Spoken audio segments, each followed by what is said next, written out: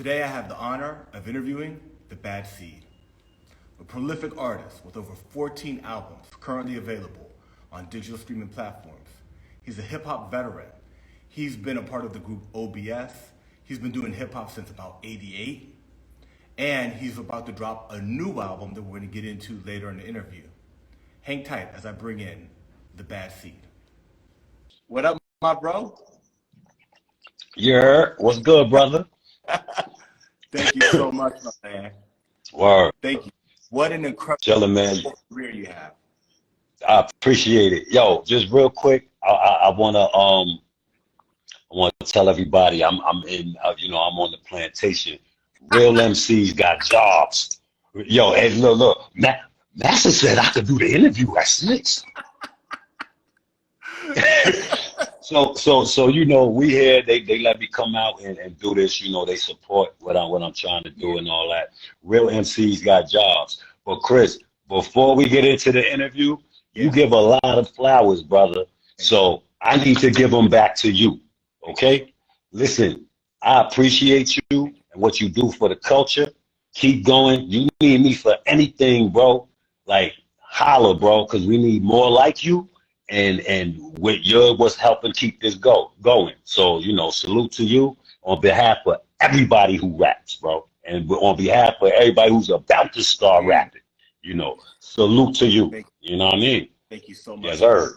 It means a lot coming from you, a veteran, a prolific rapper with an incredible, discography that goes beyond the solo albums, the world tours that you've done, the things you got going on outside of hip hop. So we're gonna jump into your incredible career. I really appreciate that. I received that. Thank you. You said something we were back and forth. You said we got to keep this new golden era going, and I agree with 100%. You know what I'm saying? So thank you so much. And my man, you have an incredible career, and I want to make sure that we get much of it. I don't think we can get into everything because there's so much there. But we want to definitely make sure that we get the highlights, that people know that it's not just, the last 1, 2, 3, 4, 5 albums, which are incredible, that you've done, that you've been winning awards for, that you've been featured in, journalism for. We want to get all of the back catalog too, so people understand truly how deep it goes. The way I always like to start is, for you to tell folks how you fell in love with hip hop, how you got started in music, that early part of your career. Well, my name is Bad Seed. I was born in Brooklyn in a snowstorm, February 6, 1975. And I was the son of a sharecropper. No, I'm just kidding.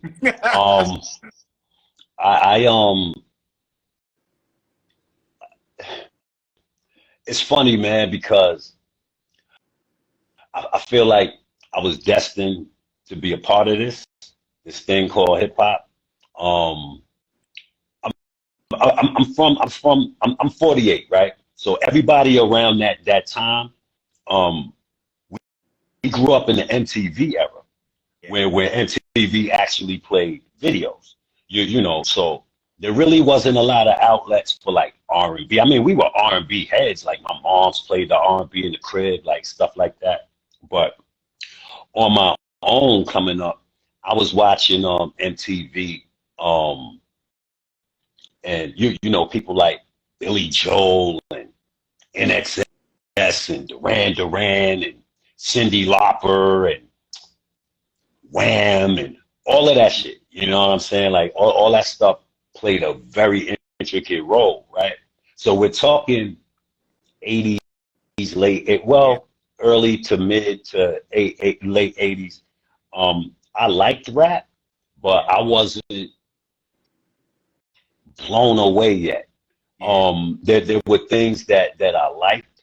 I liked Run DMC, of course. I like LL, of course. But what made me fall in love with it, check this out. So 1988, junior high, IS 71. Shout out to everybody, Brooklyn, right? I used to go in the lunchroom, Chris, and these guys were banging on the table and they were rapping, and all the girls was doing the Bill Cosby thing. Yeah. I'm like, these dudes is corny. Yeah, but they could They rhyme. corny, but they can rhyme. So, a couple days, yo, I was hating. I admit if I'm hating, I was hating. You know what I'm saying? So I go home, right? You know, you get off school, you go home, you heat up your little Chinese food from last night or whatever. You know what I'm saying? And wait for moms to get home to cook dinner type shit. Turn on Video Music Box. And I saw the symphony. Ooh. I said, Yeah. because I had already seen Ain't No Half Stepping and I was blown away. But Yeah. when I saw the symphony, that was it. Yeah. I wrote a rap. I went to school the next day, and I think I said, "Come, step into my kingdom. You a scavenger in search of a crumb," something like that, right? And the girls was like, "Ooh!" That's And it. I was born, baby. I was born, baby. And what people who didn't experience that era, what they don't realize is there was a window of time where Big Daddy Kane ruled the world. The world. Yeah. The world, Craig. The whole world, Craig. Yeah. Like it was just everything about him. You know what I'm saying? Like he had the style, the charisma, the wordplay, and then for me, him being from Brooklyn, was a big plus. You know. And then as my voice started to deepen, I started to appreciate him as a rapper because there wasn't a lot of us. Even still, like if you notice like the cadences and stuff like that, like a lot of the MCs is like mid to high range. Okay. Like it's very few of us with the deep voices. So you know, shout to the Barry Spitters, yeah. Yeah.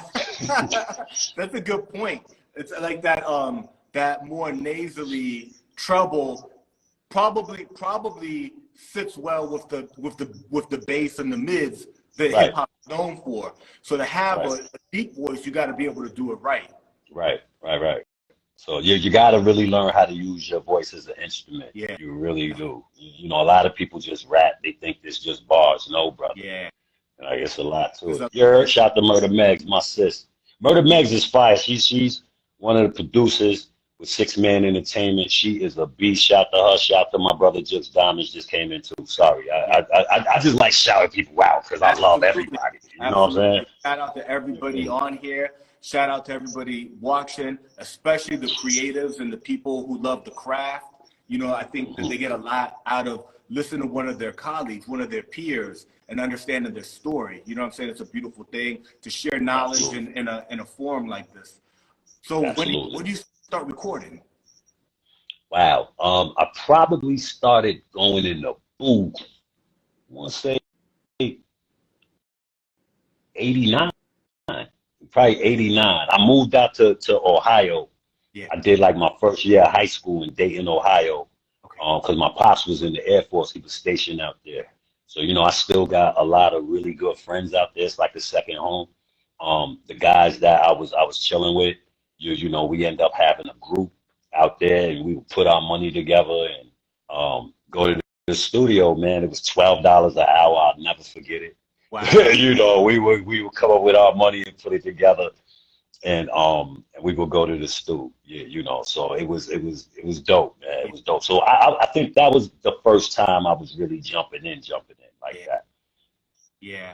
Then you get back to New York, and you know when people do research on you and they start to kind of dig through what's kind of officially out, like on Discogs and different like this. O.B.S. shows up. Early work with Jean Grae and Pumpkinhead shows up. When did that all start to form? So that was probably, I want to say around like 96. Yeah. I was heavy in the street, man. Like I was somebody that was doing what I mean, I wasn't no stone cold murderer, no big drug dealer, nothing like that. But you know, I was outside. I was running around just like everybody else. Right. And you know, I could rap, like but I didn't really take it serious. Yeah. You know, I didn't think that would be something that would, I don't know. You know, I just didn't take it serious. Yeah. A very good friend of mine, Magnum P, his name was Meat Pie at the time. He had did a record, Baseball, with Natural Resource, and Jean Grae, Aggie, Ocean. They end up doing a joint called Baseball. So, you know, he was running around with them a little bit. And I salute to him. You know, I was on the train. I was on my way upstate to handle some business. Some bullshit that happened. So I was on my way upstate. True story. I was on the A train. I had a tech in my book bag because I was headed upstate to handle some business. I bumped into Meat Pie, Jean Grae, Jim Nice, and Magnum P and OT. From Making Records, which was the name of the label. When they saw me, and Magnum P was like, yo, I want to introduce you, Bassett or whatever. They was like, yeah, I hear that you get busy, that you real good. You get busy. I was like, you know, I'm sitting there like, yeah, you know, I could rap. You know what I'm saying? I'm nasty. So they was like, yo, well, what you doing? I was like, well, I'm headed upstate. I got to go handle some business. So Jim Nice used to always troll me. True story. Like, he goes, you ain't about to go up there and do nothing. I said, what? I unzipped the shit, pulled the tech out on the A train. And they was like, whoa, put it back. So they was like, listen, when you get done doing what you need to do, come rock with us. You know. So I was a little apprehensive at first when I got back. But I did. And they gave me something to do. And Chris, this is why I love hip hop so much, and this is probably why I'll never stop. It saved my life, brother. Like, ain't no telling which way I would have went. It gave me something to do. I was fortunate to be around at the right times. Yeah. Like, I've been in the right places at the right times. Like I wish we had 2-3 hours. I could give you story on top of story. But, you know, I ended up getting into the fold, you know, Jean Grae, O.B.S, PH ended up coming a little bit later. And we just was a big family, man. Yeah. Tearing up the New York City underground, bro. Yeah. You was there. Shout to Ty Phoenix. She in the building. She was there. Yeah. She was there. She was running around. She was there. Yeah. You know. Yeah. Yeah. No, that's dope. And you've been at critical points. Like, think about the years that you're talking about. You start writing in '88, class of '88. Right? You're getting in the studio, 95, 96, golden era. Classic. Right? Golden era. You're in Brooklyn, right? It's almost like destiny was bringing hip hop and placing you in the right places at the right time with the right people. You know? Chris, the cool part about that is a lot of the people who are successful now, we all came up together. So it was like it's like Mos and Quali, like those was family, like sitting on the couch smoking blunts with them, like, hey, let's go to the studio. All right, like before they was who they was, like even Gene, even like on and on, like it goes on and on. These people, I'm super proud of them because we all come from that same cloth. That's why I feel like an MC really can't tell me nothing. Because unless you really came through all of that, like you really can't tell me nothing, champ. Yeah. Like word, because like we was really in gladiator school with it. Like during that time, you walk around the village at any point on West 4th, it could be a cipher. You go up the street, you go to Broadway, it's a cipher. You go over there by 8th Street, by where Fat Beach used to be, it's a cipher. Wow. And it's dudes that get busy. Like you going from block to block, it's just ciphers. Wow. So you had to be nice. Like I come from that. Like there's no way you're walking by that and you're not jumping in the cipher. Yeah. You know. So yeah, like it was a great time, bro. Yeah. Great time. I'm getting chills right now, bro. Like, man. That's dope, man. That's dope. And then so O.B.S dropped the EP, right? Yeah. O.B.S was a street crew at first, and we just ended up making music.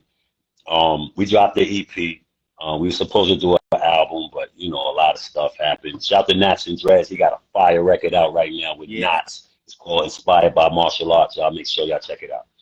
But yeah, man. Yeah, it's just a great. And I think important to say, you know, because I think he's going to come up and we want to make sure we honor him. Rest in peace, Pumpkinhead. Yeah, right. yeah. I'm still feeling that, brother. I'm still feeling that. Like he's one of the best men I've ever met in my whole life. Wow. He was the key and the glue and put a lot of stuff together. And bro, my heart is still broken. Like he executive produces every album I put out since he passed. Wow. So from the sky, like I talk to Pete every day. You know, I wouldn't be rapping now if he was still alive, because I had retired. And when he passed, I saw him in the casket, and I kissed him on the cheek, and I whispered to him, I said, I got this from here. You know, yeah. So I can't stop. And you've been incredibly prolific. Yeah. Right? Like you had your whole discography before, and then you've got albums, and then you have the last few years where like you're just putting in double time to include what you got coming this year, which, you know, we'll jump into that. Yeah. I want to talk about your touring a little bit, because you've been around the world. Hip hop took you around the world, you know? Yeah. Let's talk about that a little bit. Tell me about, like, you know, when you first like started stamping your passport. Yo, man, I'm fortunate because I've been to all 50 states. Wow. And I've been to about nine or 10 countries, and I never paid to go to these countries. I was always paid to be there. You know, so I'm yo, man. you know what I'm saying? Like I give all glory to God. Yeah. You know, whether the people think he exists or not, I do. So I'm giving all glory to Absolutely. God. The touring thing started with, of course, with the Making Records family.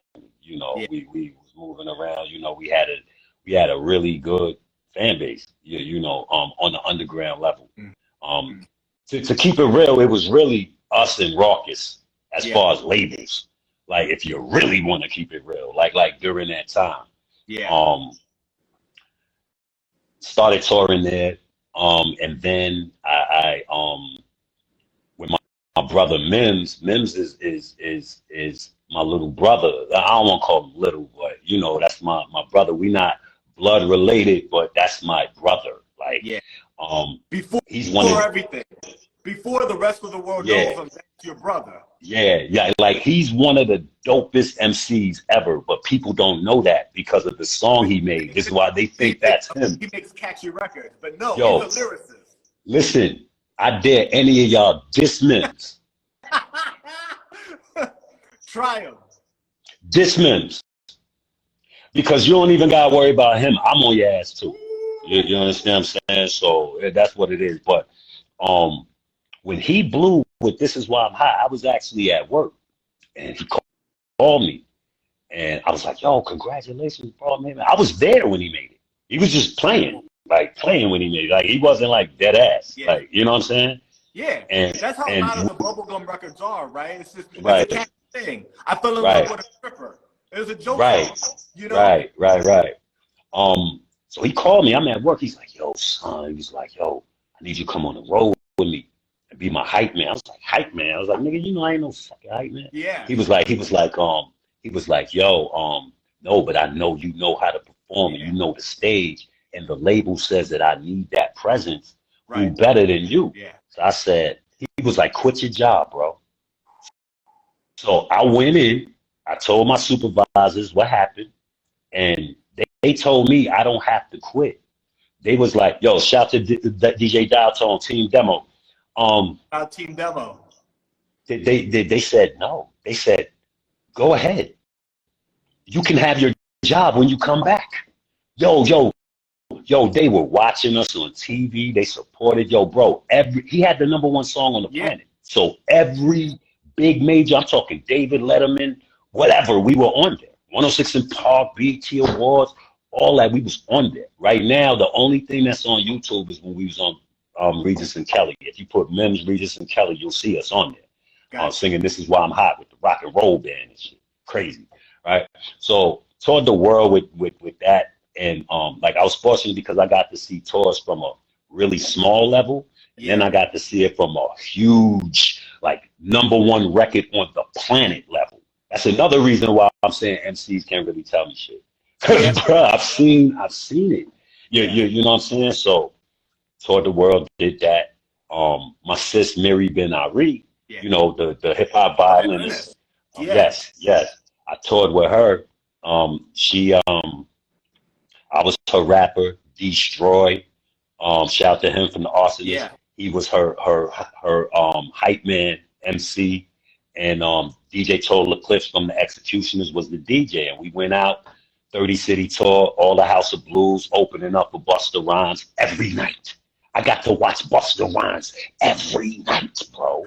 It's another reason why MCs can't tell me shit. Like you understand what I'm saying? So, wow. And then, you know, tours here and there, you know, little shit here and there. I never really was on a tour like for me though. You know, I've always been the unsung guy, bro. Always. Yeah. Like the unsung, the if you know guy. Like I've always been that. Yeah. You know, even when I got my record deal. Like when I signed with Warner Brothers in 2000, it, a lot of people championed it, but then a lot of people was like, word, like you know. So. Yeah, because you were on the Funk Master Flex Volume 4, and you had that record that blew up, and then you got the record deal. Yeah, I got a gold plaque for being on that album too. That's another reason why MCs can't tell me shit. But yeah, the story behind that is I did a song with Knots. Shout out to Knots. It was called first we did For the Kids. It did really, really well. Yeah. And then we did as the follow-up like 6 months later. And I sold 27,000 units of that just vinyl alone.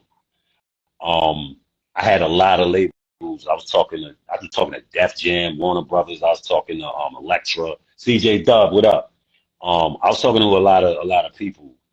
We settled with Warner, but that record, Flex. This is why I'm saying too. Like a lot of people say what they want to say about Flex. They talk about payolas. I can never diss Flex. I have a song called Funk Flex, but I'm not dissing him. Yeah. I can never diss him because he's very intricate in my career. And when people talk about payola, I gotta look at you like you're crazy because I never gave Flex a dime. Wow. He didn't know me. He played my record because he liked it, and he put it on his album. So payola, and I was nobody, bro. Yeah. You know what I'm saying? I was nobody. Like it wasn't like you know, and he wasn't looking for none of that. He digged it. And when I seen him, he would look at me and be like, that's a real good record, man. Yeah. Did he just do that? Yeah, yo, he was doing bombs every night. I remember the first time we heard it, we was coming back from Knox's crib. We was coming back from VA. We was on the bridge. Yeah. And he played a Biggie record, a J record. No, was it J? Yeah, Biggie, J, Biggie, J, Biggie. Then he dropped the bomb and said, Brooklyn, stand up, and played my shit. Yo, we pulled over on the bridge and got out and was dancing with the shit up and all that on the bridge, bro. Wow. You know what I'm saying? Yeah. Funk Flex. I mean, when you're as big as Funk Flex is and has been on the radio for decades, you're going to catch a little bit of shade here and there. It's going to happen, you know? Not everybody's going to like you all the time. It's just the way it is, you know? Yeah. Yo, shout to Big Bro, man. Shout to Flex. Yo, I love everybody. Yeah. You know what I'm saying? I love everybody because we need that. That's the only way we going to pop, man. New golden era, baby. Yeah. That's love. Yeah. I love that. Yeah. Let's hate those. We supposed to hate on those that's hating on us as a culture, not each other. That's how you implode. You know what I'm saying? Like, come on, man. Yeah, that's beautiful, man. So there's a period of time where you start going and releasing solo records, 6-man entertainment. Talk to us about that. The 6-man idea is the underdog. Think about basketball. Yeah. Usually the 6-man is usually just as good as the starter. Yeah. You know what I mean? But because of whatever politics it is, maybe social media presence or just scandals or whatever, they're not a superstar. But skill-wise, they're just as good. But for shits and giggles and those purposes, they put these people out front. So it's the same idea. Six Man with it's me, Honey Dinero. We're the artists right now. I'm looking at a couple other artists right now. But mainly I'm putting producers on the squad because I envision I want it to be like how Puffy had the Hitmen. I want to do the same thing for the underground and have like a conglomerate of like ill producers that I could just go to at any point. And basically we represent the underdog, man. The guy that's just as good that but is dealing with being slept on all the time. And we got 6-man films. We do films. I got a movie on Amazon right now called Thin Black Line. I wrote, directed, and produced, starring in. I remade Book of Job from the Bible. We made it modern. That's on YouTube right now. Mims plays God. I play the devil. You know, we did 6-man radio back in the days. We was doing podcasts before everybody, like 12 years ago on Blog Talk. I interviewed everybody from Jill Scott to DJ Premier to Word, man. Like it was serious, man, back then. So J.R. Swift in the building. Yeah, we definitely want to get a stranglehold and show people like, yo, man, they try to make you out to be a underdog, but you're not. The 6-man is actually better than. Wow. You know, Hungrier. The 6-man is better Hungrier. than. Way hungrier. Because guess what? That's that guy you gonna call in when y'all losing. When you getting your ass bust, you gonna call him out. You know, he gonna just break. You know what I'm saying? So yeah, shout out to Honey Dinero. Her and Murder Megs, they got an album coming. She just sent me the final. So I gotta hear it, and we're gonna talk and be on the lookout because we're gonna drop that album real soon. Yeah. Shout out J.R. Swift. I think we're gonna bring him in a little bit later to talk about the project you guys got coming up. I want to a little bit of your career because once we start talking to J.R. Swift, that's it. That's what we're gonna talk about. You know what I'm saying? J.R. Swift is the man. You heard? Yeah. Shout to J.R. Swift. Shout to the almighty J.R. Swift. Like, we're going to push that agenda, okay? Yeah. Like, son is ill. Son is one of the best. And he better get his flowers and his roses. You understand what I'm saying? Like word. Shout to J.R. Swift, man. To the death, you heard? Yeah. You mentioned on it, and I want to unpack it a little bit, 6-man films. So I went, and I didn't have the time to watch the whole film, but I watched the trailer of the Thin Black Line. It looks dope. You also mentioned, I didn't know about it, you got the Book of Job on YouTube, remade and modernized. I'm going to go watch that because I find that fascinating. Yeah, it's pretty dope, man. There's no cursing in it. You can play it anywhere. Yeah. I'm playing the devil, like I'm disappearing and all that. Like, it's crazy. Okay, it's crazy. I'm going to check it out. The 6-man films, do you do music videos also? Do you have anything else coming? You wrote and you directed Thin Black Line. Unpack a little bit about your aspirations in regards to film, cinematography, where you'd like to go with that. Well, I just started really shooting my own videos and editing my own videos. Like the last maybe 5 videos I shot myself using my phone and editing in my phone. You know, just getting acclimated with that. But there's a lot of films on the way, man, that we're working on. We're gonna continue the Bible series. We're gonna do Cain and Abel. We're gonna make that 2 girls though, Cain and April. Like it's a lot that we're doing. Like Abel is gonna be Cain 2 girls and April. Yeah. Right? Modernizing, changing it up, but having the message of the story. Yeah. Like I got Samson and Delilah. Samson's a crackhead, and Delilah is his social worker. And you know how God told Samson to kill all the Philistines. Yeah.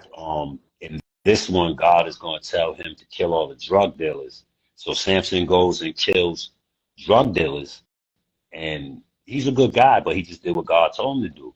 And he's pillow talking with Delilah, and come to find out one of the drug dealers he killed was her brother. So she ends up getting him set up like in the Bible. You know what I'm saying? So, yeah. Wow. Yeah. This is dope. My bro, you're such a creative, impressive person because You've already dropped 2 projects this year. Got a 3rd coming. You're talking about 6-man films. Truly, truly, truly impressive. If people want to, they're learning about what you're doing as a screenplay writer, director, editor. Where can they, subscribe to your YouTube? How do they find out where to follow you for everything you're going to be doing in the movie video aspect? The best way to do all that is to just follow my social medias, man. Yeah. Like, I don't really have like a central location as of yet. I'm working on it, man. It's tough being indie because you gotta do everything. And then go to work. You know what I'm saying? So like, it's really, really tough. But I plan on streamlining, getting my own website put together, and it's just gotta be the way I like it, man. But I just suggest everybody follow and tap in. That's the best way. Yeah. How the light just gonna go off in the conference room type shit? That's just disrespectful. Me in my studio, I got lights in front of me, but my actual lights go off after 15 minutes. I had to get lights right up on me. I can relate 100%. So, my bro, I want to unpack some of the amazing albums that you've done. You've done so much work just in the last 4 or 5 years that we couldn't even capture it all in an hour. We need multiple hours and multiple interviews, which maybe we do. You know what I'm saying? But you got what you've dropped this year. Oh, and another thing, Something Greater Than Myself, the award-winning 4-Finger Ring, Alpha, Get Home Safe, Kill Switch, right? Which you had, that was like a pop, that was with Honey Dinero, Kill Switch 2 you released. You got one joint I want to ask you about just because I love your mind. And I'm looking at like your album covers. I'm seeing Martin Luther King on the album covers. I'm seeing different topics that are outside of the typical urban, nothing that is wrong. I love hip hop, but it's really interesting when you come across a spitter like yourself that has an album called Caesar Borgia, right? That's impressive to me. And not a lot of cats don't know. We're not talking Julius Caesar. A lot of cats don't know who Caesar Borgia is, right? That's some 48 Laws of Power, Robert Greene level. You know what I'm saying? Deep reading, deep thinking. I read the 48 Laws of Power 3 times a year. Woo! You know what I'm saying? 3 times a year, mandatory. Caesar Borgia, I'm very spiritual. I grew up Baptist / Pentecostal. I believe. I said earlier, I believe in God. I'm not gonna go too deep. I find holes in a lot of things. Right. But the main thing I want people to understand is who they're praying to. You're not praying to Jesus. That white man on that wall is not Jesus. You got to think about it. Think about it. Look at the region. How is it a white man with blue eyes if he's in Israel? How? Like, people will believe anything. I'm just like that, man. Like, if I think it, I'm going to talk about it. So, Yeah. So for the folks who don't know and kind of to give us the background and the thinking of the album Caesar Borgia, what was the idea behind that? Why did you call it Caesar Borgia? Well, shout to Team Demo. They produced the whole thing. Fire. It's definitely one of my favorite projects that I've done. I just wanted to get that out there that yo, man, this is not who this is. This is this man. And hopefully you'll go down the rabbit hole and you'll go look and you'll see who Caesar Borgia is. Caesar Borgia was a gangster. It was. His whole family, like they were treacherous, So, but I could go into that. Like I ain't even gonna go into that. But you know what I'm saying. I just want them to, like, who is Caesar Borgia? Go look it up. Yeah. Yeah, that's dope, my bro. Thank you so much for unpacking that. There's what you call, I think it's a book, you call it a book, called the Boom Bap Review, right? Boom Bap Review Volume 4, they do a great job of curating the albums that you need to listen to that are hip hop, that are boom bap, right? Shout out to MC Till. And you're in Volume 4. Bad Seed is in Volume 4. Let's talk about the album Four Finger Ring. Four Finger Ring happened during a real crazy time in my life. Was going through a lot. So the title of it was basically, yo, I'm gonna use hip hop to help me fight through all this personal shit I got going on. So I'm putting on this four finger ring. Ain't nothing more hip hop than the four finger ring. And I'm just snuffing everything like in front of me. You know what I'm saying? So that was the mindset of Four Finger Ring. If you look on the cover, it's Old Dirty Bastard, Biggie, Pac, and Eazy-E on the ring, and all of those people are me. You know what I'm saying? So that's definitely another one of my favorite albums too. It was, and then after that, to follow that up, that was the first time I ever won an award for anything. Like they said, yo, this is album of the year. That was the first time. So that put me after a spectacular career, touring the world, on TV shows. Bro, I am truly the sixth man, bro. Like really slept on. I'm really, if you know, you know. So, boom. When it came time to do something greater, bro, I was so shook because I'm like, damn, how am I going to top that? How am I going to top that? So let me tell you about something greater. There's a young lady that I know that I've known for a long time. Hadn't talked to her in a while. She called me and she said, Corey, my name is Corey, y'all. She said, Corey, let me tell you, God spoke to me and he told me he has something for you. All you have to do, he said, all these doors are going to open for you. You just got to put him first. Remember who he is, include him in your deals, include him in this, that, and the third. And I sat back. Mind you, this was right when I was starting the project. I did not know where I was going to go. I started praying every day. When I woke up, pray, hey, thanks God, thanks to the Lord. I would put the Bible on in my ear, the spoken, the audible, and just walk around. Yeah, walk around and just have it in my spirit. And bro, something greater than myself came out of that. You know. Yeah. I'm getting chills again, bro. And then and another thing, which was the EP that we dropped a month after. All that was 7 songs that didn't make something greater. But it's not that they didn't make something greater because they weren't good. They didn't make something greater because something greater had 17 songs on it. So if I put 7 more, it would have been too much. You know, so 17 was already too much. Something greater, you had to be like, this is what this project is. These songs are right for this project. These songs together. This is something greater. Right. And oh, by the way, I got, you know what I'm saying? And then you found some more. That's why it's called and another thing. You know what I'm saying? The kind of you know. Yeah, that's dope, man. That's dope. What a beautiful story, and thank you for sharing the context. I think that when people hear that and they go back and listen to that album after watching this, they'll hear it differently because they'll know where you were coming from, you know, for something greater. They'll know where you were coming from on Four Finger Ring, and they'll understand the EP that came after something greater a little bit better. You know, right. Shout out to J.R. Swift for the lead off single, man. Skinny Biggie, man. Skinny Biggie, baby. And break down Skinny Biggie. Break it down a little bit. Does it refer to the cadence of your voice?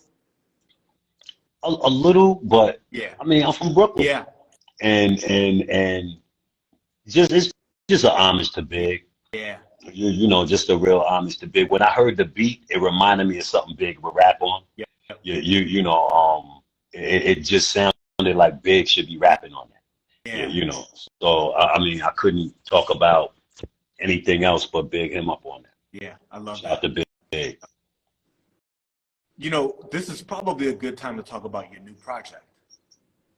You know? Yeah. If JR is on there, JR, you still in here? He's still in there? Yeah, he is. He is. all right, let's see if we can bring him in.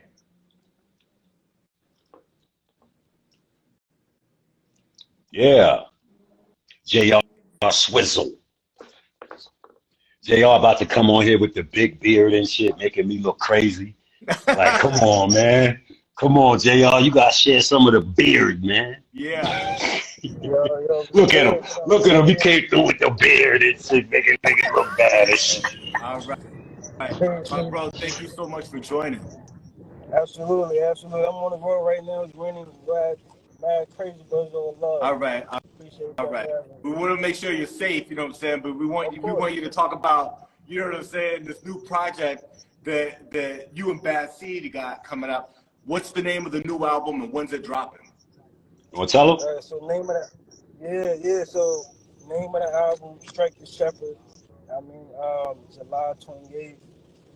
Album of the year. That's it. Easy. Album of the year. That's Speak it. That's it. Anything. Listen. Album of the year. You heard? Album of the year. That's it, man. So, funny. I got the best beer in the game. But listen. You know they gonna come in the comments, man. Of course. Listen. But album of the year, man, for sure. I'm proud of this album. I'm locked in with my brother, and it's gonna be one of those ones. I think she brung something different. I challenged them.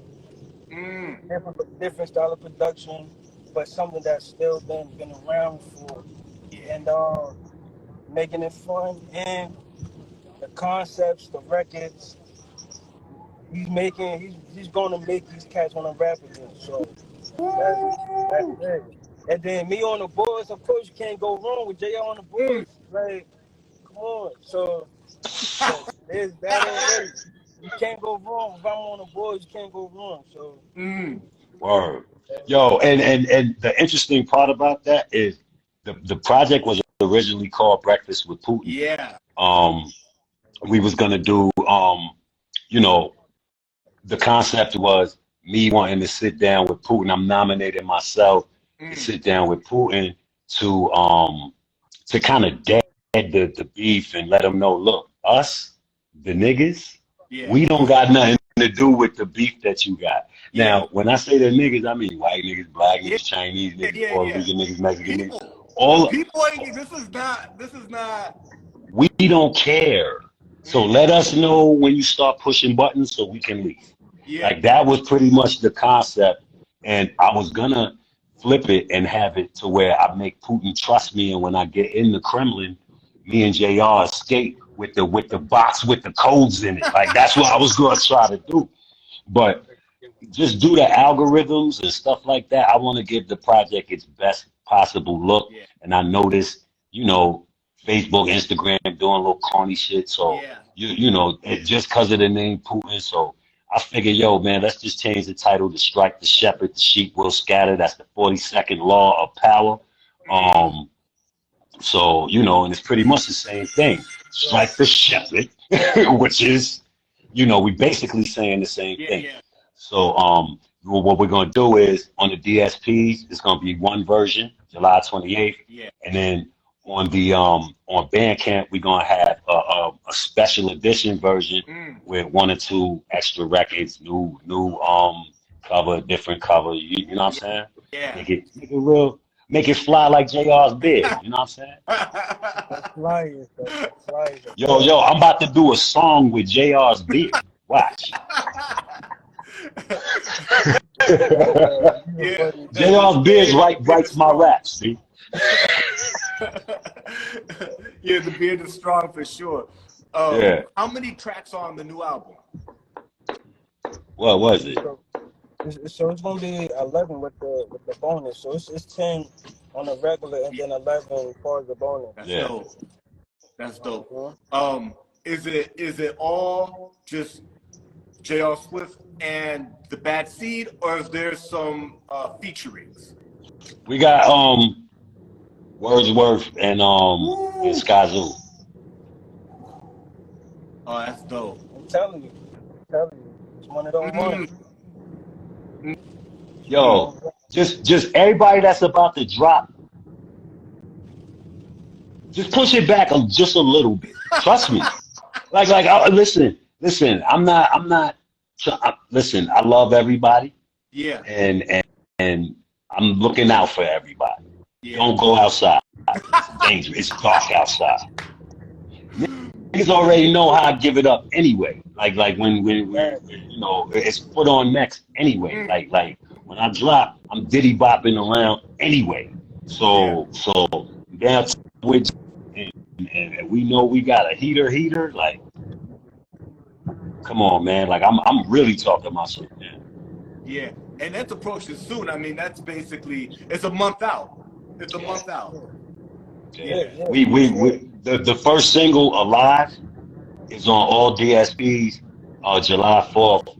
And I just sent it to the DJ, so the DJ should have it. You should start seeing that being played in the week coming up. Oh, that's dope. That's dope. Have y'all thought about doing a video for Alive? Yeah, we was talking about it. Yeah. We talk about it. That's dope. It's a lot of stuff we building on. You know, we just want to bring our vision to the forefront a whole lot more. Yeah. Videos, you name it, we trying to do it right now. So yeah, I'm telling you, man, like I'm excited for this joint, man. I think this is a project that even, you know, pushed me in the production sense to do something different. And like I'm telling you, it's different. It's different. Trust. That's dope, man.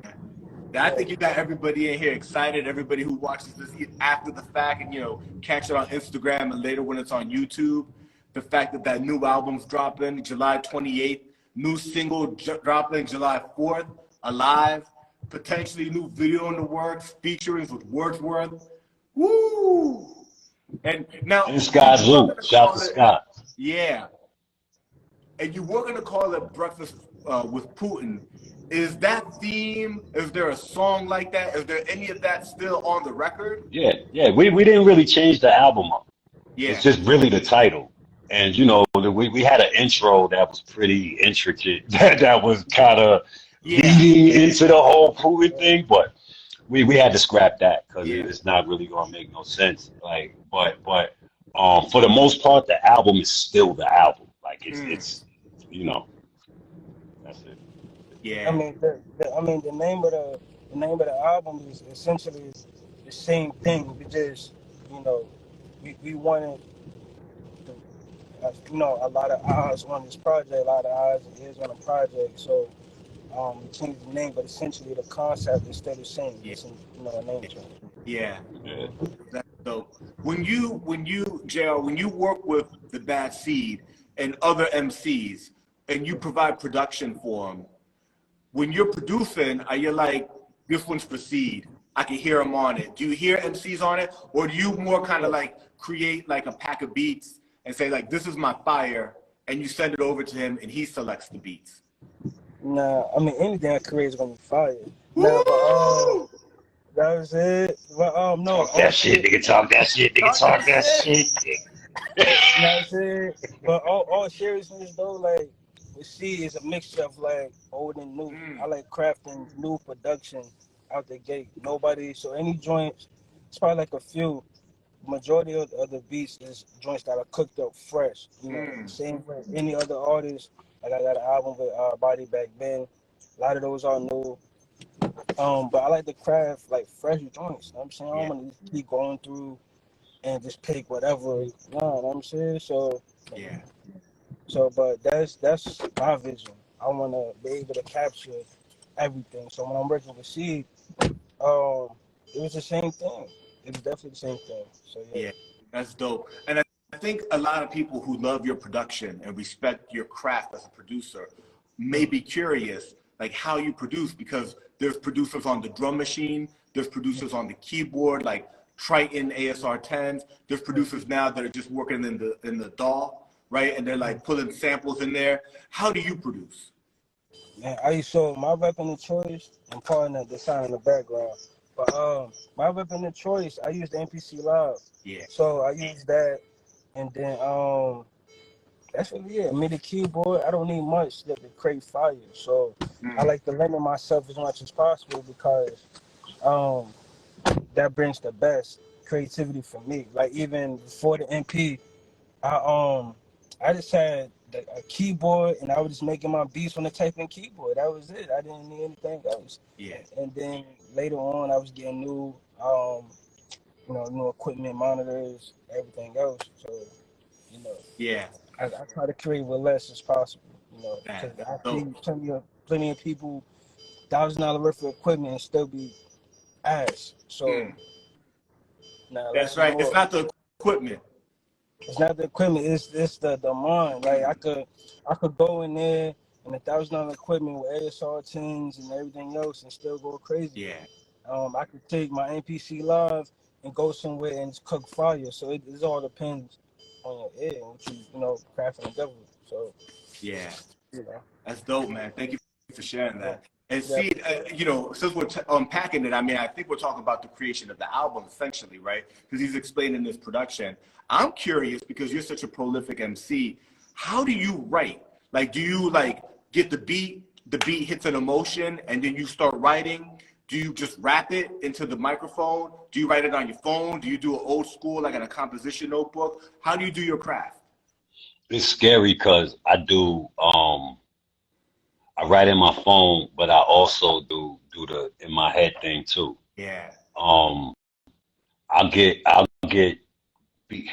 anytime JR send me something, it's like Christmas. You know, like when I see in my email say JR switch you, I'm open. Like I stop everything, and I could be at work, like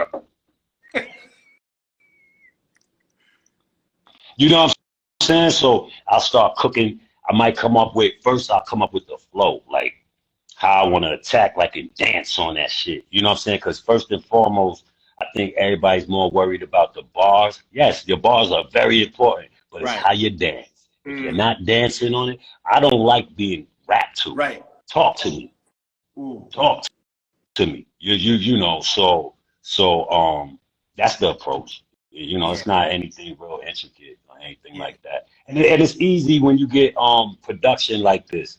It's the same with like Team Demo and Megs and everybody I have like a great chemistry with. It's like they know me. You know what I'm saying? Like they know me. They know what to send me. You know. JR actually, like he said, he did challenge me because I was looking for a certain thing, but JR was like, nah, son.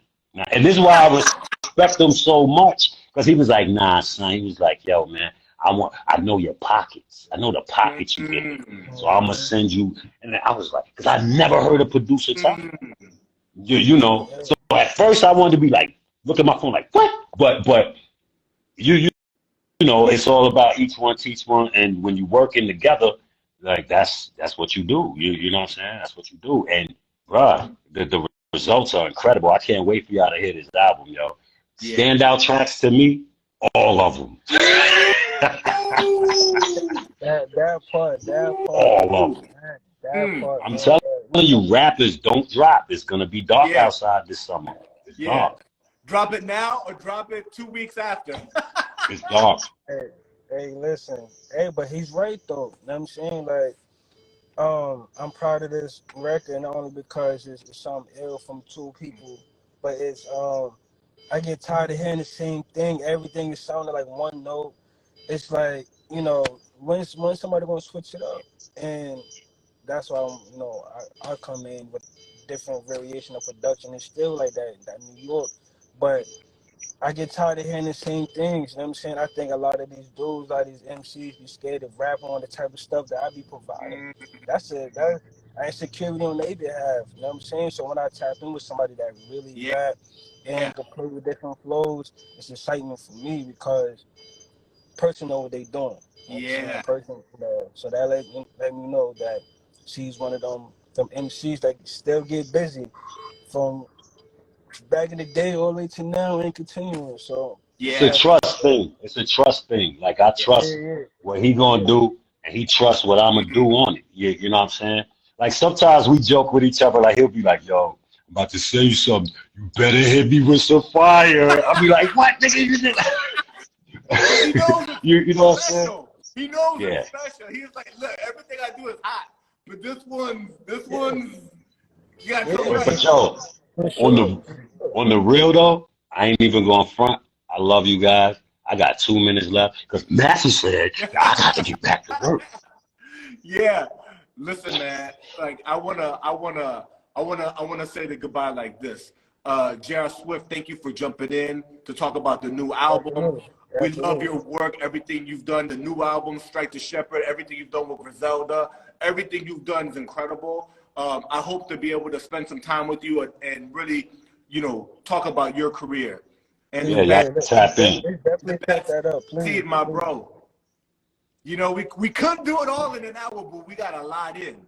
An incredible solo career, over 14 albums, everything you did that's not even captured on the digital streaming platforms. The award-winning album you dropped last year, the movies that you're doing, go watch The Thin Black Line on Amazon Prime right now. And on July 28th, everybody's been warned. MCs and producers, take cover.